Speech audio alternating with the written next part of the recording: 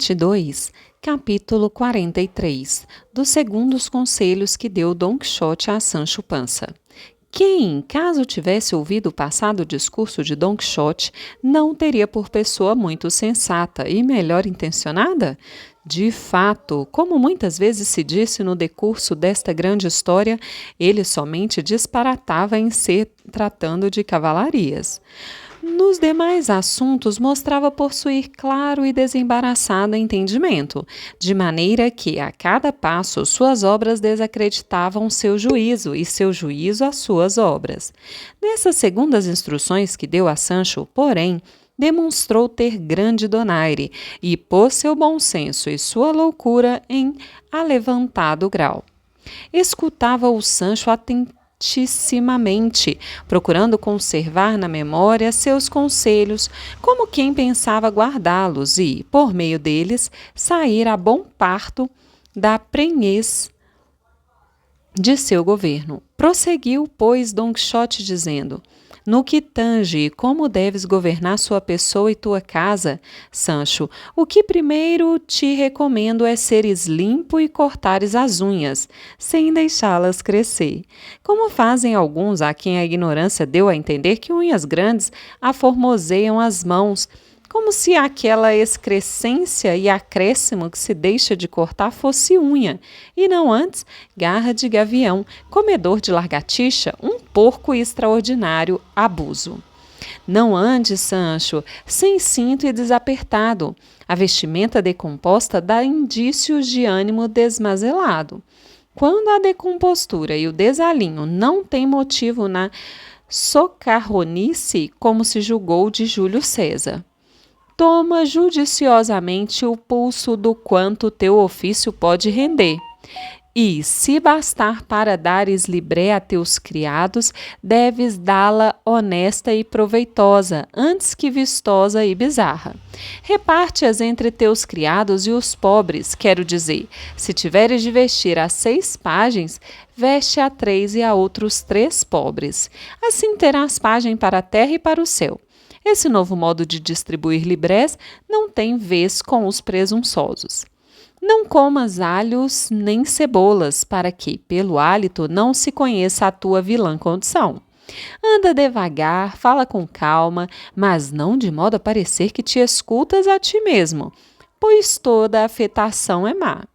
Almoça pouco e ceia menos, que a saúde do corpo se forja na oficina do estômago. Sê moderado no beber, considerando que o vinho em demasia não guarda segredo nem cumpre palavra. E cuida, Sancho, de não mastigar vorazmente, nem de eructar diante de ninguém. Isso de eructar não entendo, disse Sancho. E Don Quixote lhe disse: eructar, Sancho, quer dizer arrotar, mas esse é um dos mais torpes vocábulos da nossa língua, embora seja muito significativo.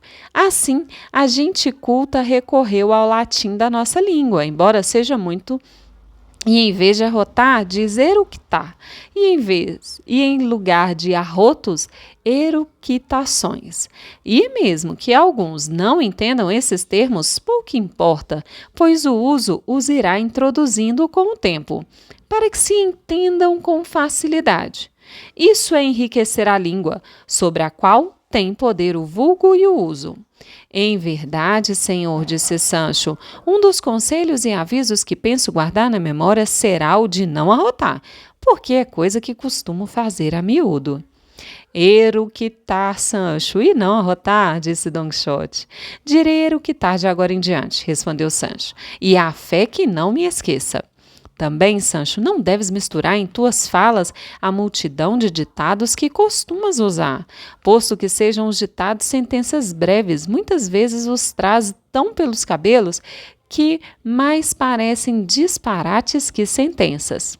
Isso só Deus pode remediar, respondeu Sancho, porque sei mais provérbios que um livro. E vem-me tanto de uma só vez à boca quando falo, que até brigam uns com os outros por sair. E assim a língua vai arrojando os primeiros que encontra, mesmo que não venham muito a calhar. Mas vou tomar cuidado, daqui por diante, de dizer os que convém à gravidade de meu cargo, pois em casa cheia logo se guisa e aceia. E quem corta não embaralha, e bem a salvo fica quem o alarme repica. E para dar e ter, juízo é mister. Muito bem, Sancho, disse Don Quixote, encaixa, ensarta, enfia rifões, que ninguém irá punir-te, minha mãe a castigar-me, e eu a desmandar-me. Estou a dizer-te que envites rifões. E num instante lançaste aqui uma ladainha deles, e tanto quadram com o que vamos tratando como com os cerros de Úbeda. Olha, Sancho, não te digo que pareça mal um ditado trazido a propósito, mas descarregar e enfileirar rifões a trouxe-moche, isso torna a conversação desenxabida e reles. Quando montares a cavalo, não vás deitando o corpo sobre o arção traseiro, nem mantenhas as pernas tesas, estiradas e desviadas da barriga do cavalo. Nem tampouco vás tão frouxo que pareça que montas o russo.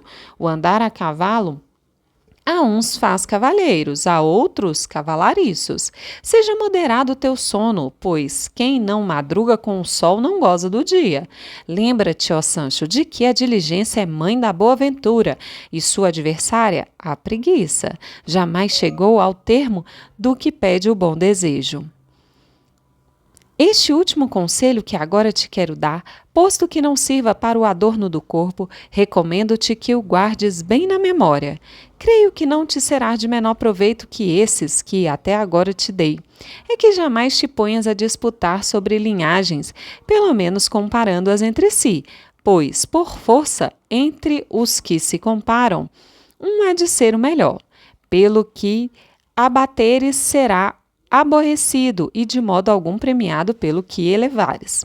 Tuas vestes serão calça inteiriça, gibão largo, ferragolho um pouco mais largo, bragas nem por pensamento, pois não ficam bem nos cavaleiros, nem nos governadores. Por agora, Sancho, foi isso que me ocorreu para aconselhar-te. Com o andar do tempo e conforme as ocasiões, terás novas instruções minhas, desde que tenhas o cuidado de avisar-me do estado em que te encontrares. Senhor, respondeu Sancho, bem vejo que tudo quanto vossa mercê me disse são coisas boas, santas e proveitosas. Mas de que me hão de servir se de nenhuma me lembro? É bem verdade que aquilo de não deixar crescer as unhas e de casar-me com outra, se houver oportunidade, não me sairá da cabeça. Mas desses outros badulaques, enredos e confusões não me lembro. Nem me lembrarei mais deles que das nuvens de antanho. Assim, será mister que nos dê por escrito, pois, embora eu não saiba ler nem escrever, dá-los-ei a meu confessor para que mos encaixe e recorde, quando for preciso. Ai, pecador que sou, respondeu Don Quixote, como fica mal aos governadores o não saber ler nem escrever. Hás de saber, ó Sancho, que não saber um homem ler ou ser canhoto, das duas uma.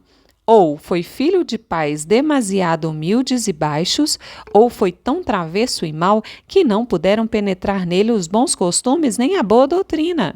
Grande defeito é essa tua deficiência e, assim, gostaria de que pelo menos aprendesses a assinar.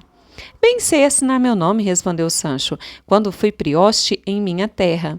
Aprendi a fazer umas letras, como de marcar fardo, que me disseram formar meu nome. Além disso, fingirei que tenho a mão direita tolhida e farei que outra assine por mim, pois para tudo há remédio, a não ser para a morte. Assim, tendo eu a mão e o bordão, farei o que quiser, porque se quem tem pai, alcaide, não receia o juiz, sendo eu governador, que é bem mais que alcaide, experimentem e verão. Podem caluniar-me e desprezar-me, pois virão buscar lã e voltarão tosquiados. E a quem Deus quer bem, conhece-lhe a casa. E os disparates do rico passam do mundo por sentenças.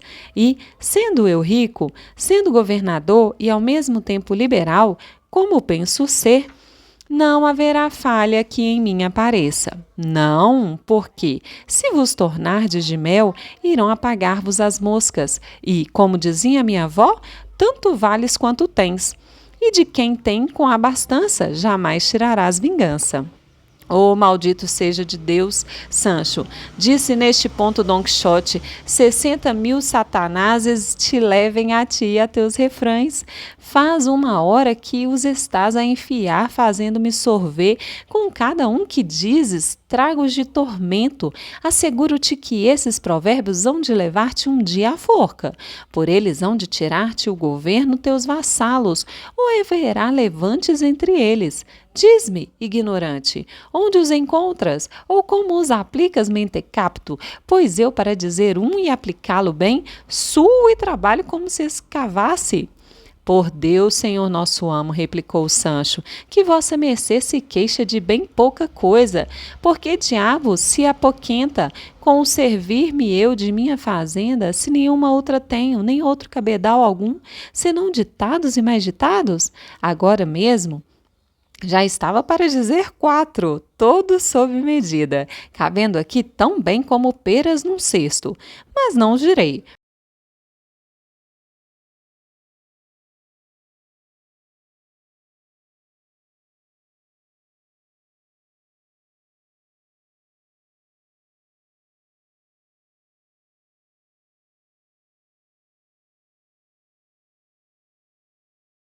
E que tanto vinham a calhar, pois ando percorrendo a minha, que é boa, e nenhum se me oferece. Que melhores, disse Sancho, do que entre dois dentes de siso não ponhas teu polegar, ou então ao fora de minha casa e ao que queres por minha mulher? Não há o que responder, ou ainda tanto faz dar o cântaro na pedra ou na pedra no cântaro. Há o que sempre é pior para o cântaro. Não vem todos a calhar? Que ninguém discuta com seu governador ou com quem quer que nele mande, pois, se o fizer, sairá machucado como aquele que deixou o dedo entre os dentes de siso. E mesmo que não fossem de siso e fossem simples molares, isso não importa, e não há que replicar ao que o governador disser, assim como nada se replica a quem diz, fora de minha casa, ou, que queres com minha mulher? Quanto ao da pedra do cântaro, até um cego verá. Assim é mister que quem vê o argueiro no olho dos outros veja a trave no seu, para que dele não se diga, assustou-se o defunto ao ver o degolado. E vossa mercê não desconhece que mais sabe o tolo em sua casa que o sensato em casa alheia. Isso não, Sancho, respondeu Don Quixote, pois o tolo de nada sabe, nem em sua casa, nem na alheia, uma vez que nenhum edifício bem feito se assenta sobre o alicerce da tolice. Mas fiquemos por aqui, Sancho, porque, se governares mal, tua será a culpa, e minha vergonha. Consola-me, porém, haver eu feito o que devia, aconselhando-te com a verdade e o bom senso que me são possíveis. Com isto, creio ter cumprido minha obrigação e minha promessa. Guia-te Deus, Sancho, e governe-te em teu governo, e a mim me tire do escrúpulo, que ainda conservo, de que des com toda a ínsula de pernas para o ar, coisa que eu poderia evitar revelando ao duque quem tu és e dizendo-lhe que toda essa tua figurinha gorducha e atarrascada que ostentas nada mais é que um saco de rifões e velhacarias. Senhor, replicou Sancho, se a vossa mercê lhe parece que não possuo condições para assumir esse governo, aqui mesmo abandono, pois antes quero um só sujo da unha de minha alma do que todo o meu corpo. Tanto me sustentarei sendo Sancho a seco com pão e cebola, como sendo governador com perdizes e capões. Além do mais, enquanto se dorme, são todos iguais, grandes e pequenos, pobres e ricos. Se vossa mercê pensar bem, há de se lembrar de que foi apenas sua a ideia de que eu vá governar. Pois tanto sei de governos de ínsulas como sabe um abutre. E se alguém imaginar que, por ser governador, me há de carregar o diabo, antes prefiro ir como Sancho para o céu que como governador para o inferno. Por Deus, Sancho, disse Don Quixote, só por essas últimas razões que disseste, julgo que merece ser governador de 1000 ínsulas. Tens bom natural, sem o qual não há ciência que valha. Encomenda-te a Deus e procura não errar na primeira intenção, quero dizer. Tem sempre o intento e o firme propósito de acertar enquanto os negócios te sucederem, porque o céu sempre favorece os bons desejos. E vamos-nos a comer, pois creio que aqueles senhores já nos aguardam.